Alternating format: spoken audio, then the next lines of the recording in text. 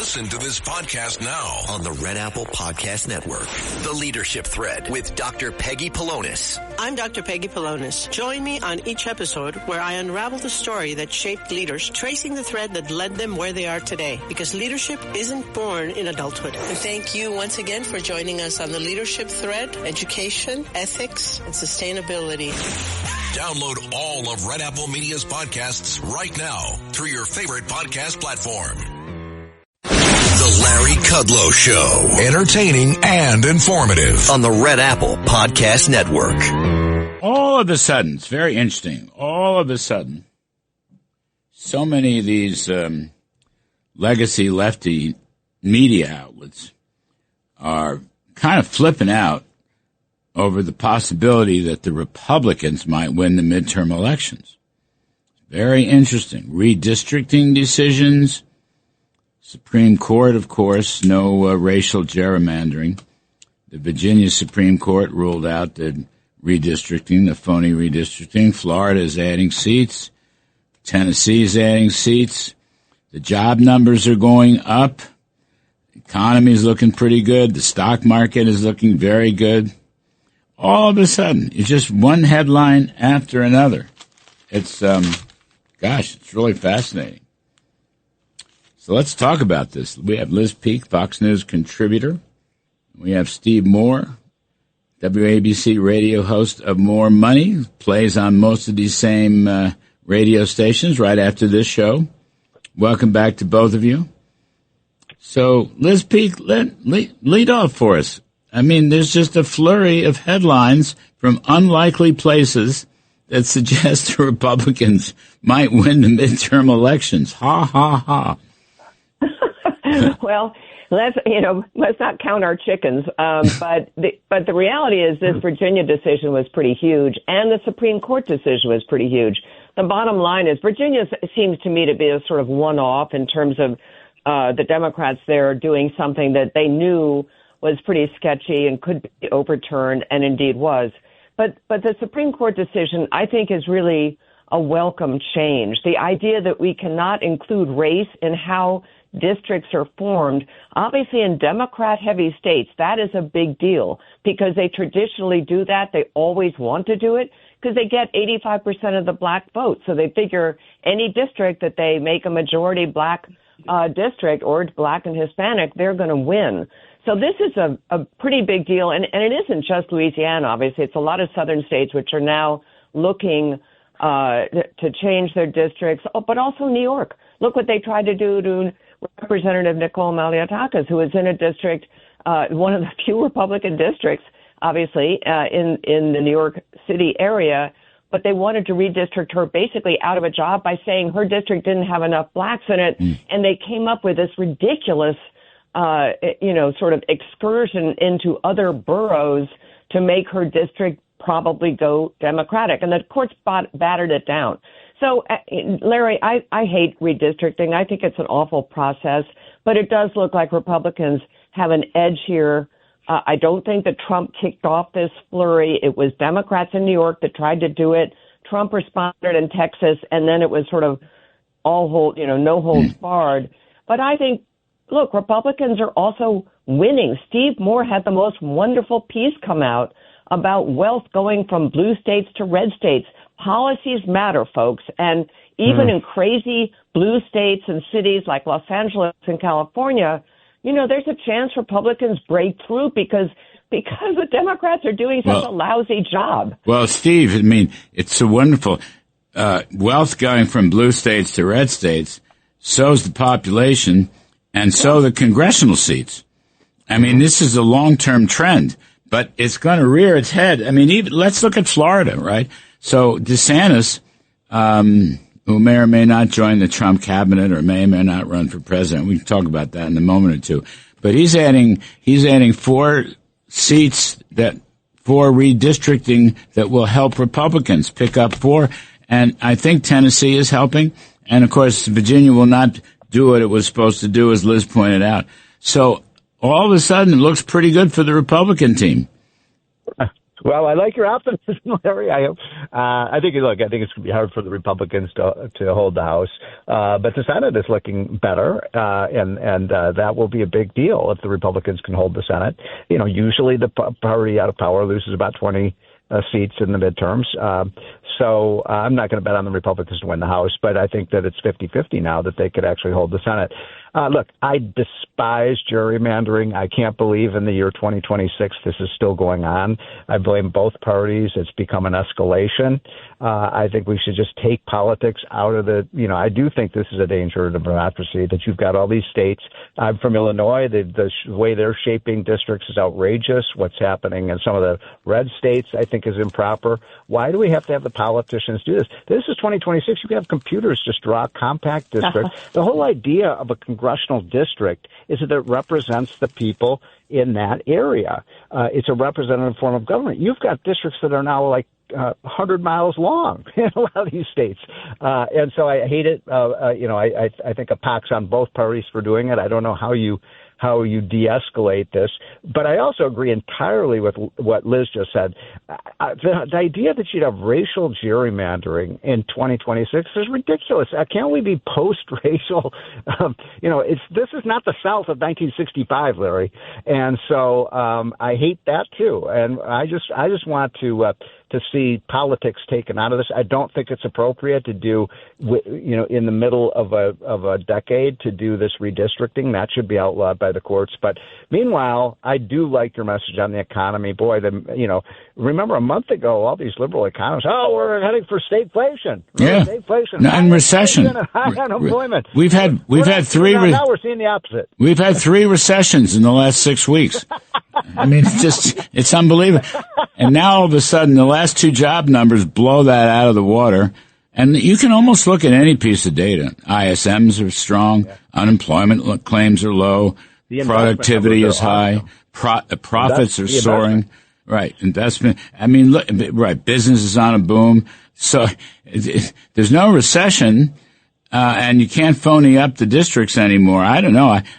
I think the GOP has a very good chance of winning the House. But the point is, let's talk about what they should do.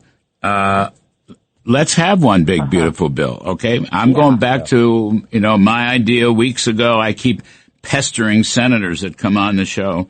How about tax cuts? How about waste, fraud, and corruption, for example? How about voting rights? Let's go to these issues. Let's be aggressive. Newt Gingrich was on the show last night. Let's be aggressive. Get the messaging out. Don't be bashful. Let's be aggressive. And I think Republicans really need to lean into that, because right now it just seems to the sort of casual observer that Congress really hasn't come up with much, which is why congressional approval is so terrible. And frankly, both parties look pretty bad in terms of popularity right now. But Larry, I do not understand why senators are resisting this. Why are they For example, we all talked about change indexing capital gains. Right. And Cruz is out there talking about capital gains. I can't imagine that 90% of the country would not be on board with this, because they either have investments that they're going to have to pay a tax on, or a house, or a business. And all 3 of those are going to get completely murdered by some states and some cities like New York City, which treat capital gains as ordinary income. They need to really do this. And why don't they do it? We have the House. We have the Senate. I agree with you 100%. They need to pass another big bill, solve this whole problem of financing Homeland Security, maybe in perpetuity. Give them money for better oversight of voter rolls and things like that, which Democrats are resisting like crazy. They've only done one thing. They've only done one thing in 2 years. Think about it. They've only done one thing. I keep asking too, and they're not even embarrassed about it. I really don't understand it. Tommy Tuberville keeps saying this every time he comes on. Now, he's leaving to run for governor of Alabama. I'm sure he'll win. But he keeps saying we don't do anything up here. Yeah. I mean, they've only had, think about it, one big, beautiful bill. That's all they've done. Now, there's been a lot of yapping and, thising and thatting and the usual back and forth. But in terms of actual work product, they're a little short. I mean, Private sector business productivity is rising, but you can't say that about Congress. Productivity is declining.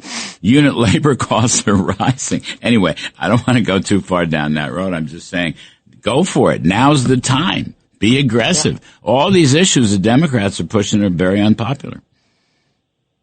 Well, look, I agree with that. And I think, look, the Republicans that I talk to say, well, we just can't get it done. We can't hold everybody together. The Democrats all vote against it. Let them. Let the Democrats say we're against indexing capital gains. We're against, photo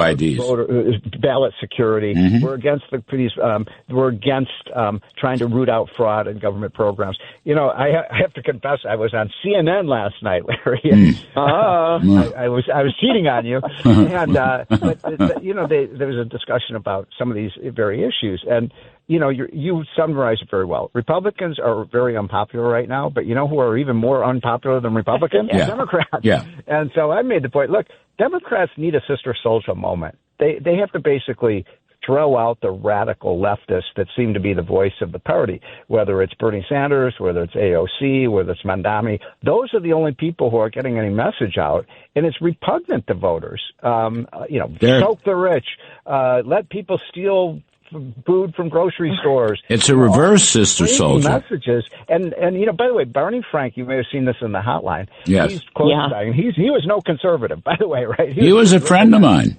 Yeah. Well, we used to debate around the country. He issued a statement last week saying the Democrats are crazy today. It's not enough, for example, to say that we're against defunding the police. You have to denounce that idea, and they will not do it. They will not stand up to their left wing. He's going to write a book about it. He should. I think he has. It's coming. I think that's why he's out there talking about it. But Rahm Emanuel is talking about it. I mean, there are some Democrats saying we are really on the wrong side of almost every issue, and they are. Rahm Emanuel. And that's why. Yeah, but hang on.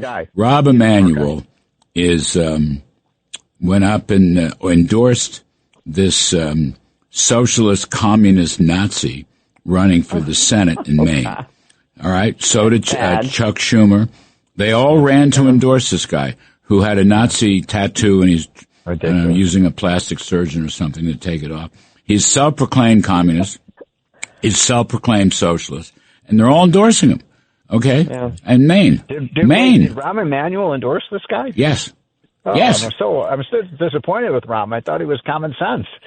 Yeah, I thought he was running to be sort of in the middle of the party, so that is kind of odd. There's only one common sense Democrat leadership. That's John Fetterman. That's right.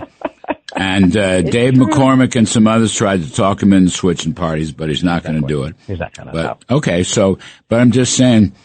I mean, they're Newt said this last night. A turning point when Trump at the State of the Union. Remember.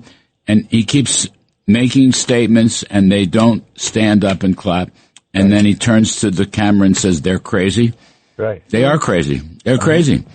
It's the left-wing party, but that's the crazy party. Sarah Sanders said it in her rebuttal a couple of years ago. Yes. There's a normal party and there's a crazy party. Guess which one is crazy?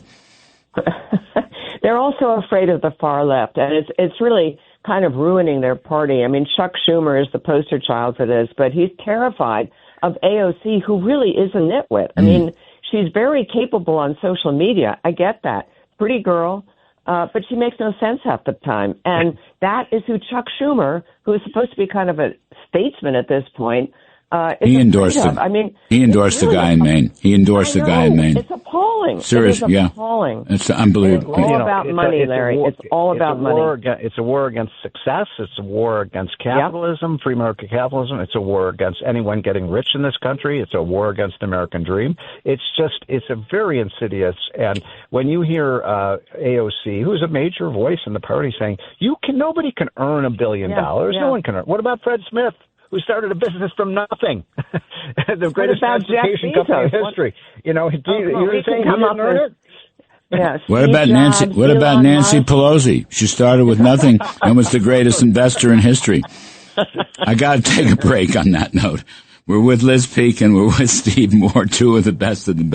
I'm Kudlow. We're coming right back. Hang on, folks. The Larry Kudlow Show on the Red Apple Podcast Network.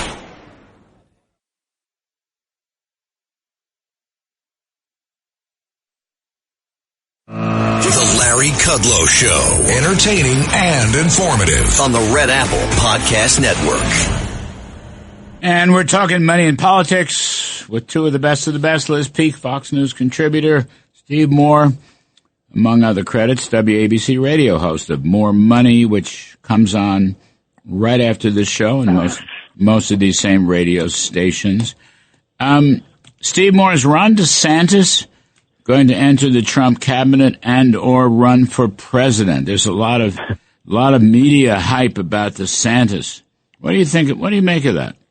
Well, first of all, I think Ron DeSantis has been one of the best governors in the history of the United States. I mean, the Florida miracle is real. And when Liz was talking about the wealth transfer out of blue states, almost half of that wealth transfer, $1 trillion, has gone to Florida. And it is the new New York. It is the new California. When I talked to Ron DeSantis about a month ago, he did an event for us at Unleash Prosperity.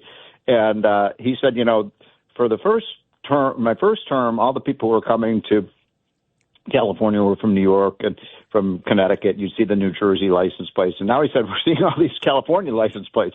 And you can't say people are moving to California from California to Florida for the weather, because both states have beautiful weather.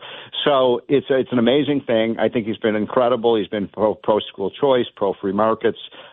He'd be a great president. And I think the question is whether, if he were to become attorney general, which I think he's got a shot at, would that be a good stepping stone? I don't know. Maybe it would be. Liz, what do you think? He ran a very poor presidential campaign. Very, very poor. Sorry to interrupt. I got to tell you, I was running against. Excuse me, I'm sorry. I was just down in Palm Beach with a lot of the people who had funded his gubernatorial campaign, who are extremely close to DeSantis, think he's an incredible governor. They think he has zero chance of being nominated to run on the GOP line for president. And the reason is simply that he is politically, oddly, just not very adept. I mean, he can't work a room the way Bill Clinton did. He can't, when he's a room full of donors, he doesn't remember their names. It's just sort of stupid stuff, but it sort of matters. And you have Marco Rubio, who they all think is fabulous, who came from Florida, of course. He's their pick. And I say they because I really talked to a lot of people in the last couple of weeks down there. They think that here's the path for DeSantis that would be incredible is Attorney General, Supreme Court. And I think a lot of people think he would make an incredible justice if Clarence Thomas decides to resign, or Alito or somebody else. So that would be my choice for him. I think he'd be amazing. It's a story of, I know a donor who gave his campaign $50,000 and then tried to call him, talk to him, never got his call returned. And I think that's what you're hearing. I mean, I hear a lot of that, but I think Steve is right. He's been a very good governor of Florida and has a good track record. He talked mostly social issues, not economic issues, but whatever. Hey, Larry, can I mention someone else? Yeah. Doug Burgum. I love Doug Burgum. He's been an amazing Interior Secretary. Remember, he came within an eyelash of being the vice presidential. It came down to Doug Burgum and J.D. Vance. And the guy is just a thorough professional. He understands the markets. He's not flashy like Trump. And maybe after 8 years of Trump, people may not want a flashy. They just want somebody who can do the job. So he would be, he ran for president, of course, last time, and I think acquitted himself very well. He was very good. I'm going to throw his name in the. I think America is ready for a president from North Dakota. Exactly. Or with enormous. I'm telling you, America is ready for it. What's the population of North Dakota? Less than 1 million. It's about 600,000-700,000. Larry, I think I would disagree with you that DeSantis doesn't talk finance and economics. I co-hosted an event for National Review down in Palm Beach that had he spoke at it, and he talked a lot about budgets, comparing his to New York, about taxes, etc. He gets it. He understands why he has been successful. I mean, the fact that New York's budget is twice that of Florida's with about the same number of people. I mean, it really just speaks volumes for how badly managed New York is. I just think his personality gets in the way, and I love him. I think he's an incredible governor. So, find a spot for him where his common sense, thoroughness, and talk about professionalism. He's extremely professional. I think, honestly, there's a spot for him elsewhere. And Attorney General would be fantastic. Steve Moore, why our very, very dear friend, last minute, our very, very dear friend, Art Laffer. I know where you're going with this. Right. Still coming out to tax unrealized capital gains. And by the way, he was on the show with Doug Holtz-Eakin. You guys, you're taking him to task on that. We really did. I mean, I don't know. It's less than a minute, but why is he staying with this terrible policy? Well, no comment, Larry. All right, we'll leave it there. My guru. We love him. He's brilliant. He's taught us just about all there is to know, but not on that one. Liz Peek, thanks very much. Steve Moore, show coming up on most of these same radio stations. I'm Kudlow. The Larry Kudlow Show on the Red Apple Podcast Network. The Marine Toys for Tots foster care program is bringing hope to children who need it most. Every 2 minutes, a child enters foster care, often with only a small bag of belongings. More than 400,000 children face trauma and uncertainty, many before age 8. This May, during Foster Care Awareness Month, Toys for Tots is creating Room for Joy. In 2025, nearly 375,000 children received comfort through toys, books, and essentials, reminding them they are not alone. Donate now and change a child's life. Ryan Reynolds here from Mint Mobile. I don't know if you knew this, but anyone can get the same premium wireless for $15 a month plan that I've been enjoying. It's not just for celebrities. So do like I did and have one of your assistants switch you to Mint Mobile today. I'm told it's super easy to do at mintmobile.com/switch. Upfront payment of $45 for 3-month plan, equivalent to $15 per month required. Intro rate first 3 months only, then full price plan options available. Taxes and fees extra. See full terms at mintmobile.com.